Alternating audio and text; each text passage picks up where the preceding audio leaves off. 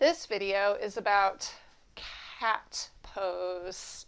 Hi, my name's Jessie, and today we're going to focus on cat pose or Marjaryasana.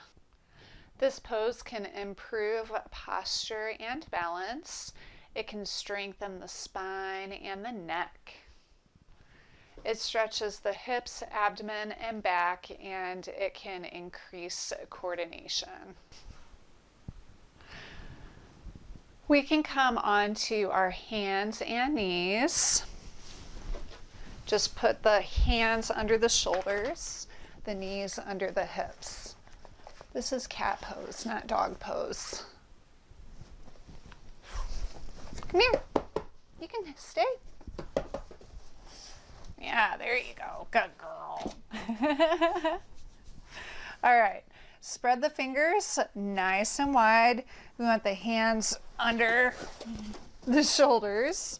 Fingers spread out in nice, even pie-shaped pieces. Make sure the wrist crease is lined up with the short side of the mat. Look back behind you. Make your feet disappear. This is a good rule of thumb for lining your feet and your knees up for cat-cow and also down dog. You can tuck your toes under, really pushing into the big toe mound. We want to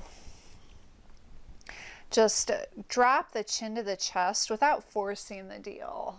Round the spine, pull the hips in, draw the belly button in towards the spine, push the mat away with the hands. Come back to neutral position. Just lift the head. Allow those shoulder blades to relax, collarbones to widen. Exhale, push the mat away with the hands. Bring the hips in. Let the head hang heavy. Bring the chin to the chest, rounding the spine. Inhale, come forward. And just know that everybody is shaped differently, so yours might not look like mine. I actually have scoliosis, so I feel like it limits my range of mobility, but yoga has saved me in more ways than one. So just bear that in mind. Exhale, roll in. Push the mat away with the hands. Let the hips come in. Let the chin come to the chest. Round the spine.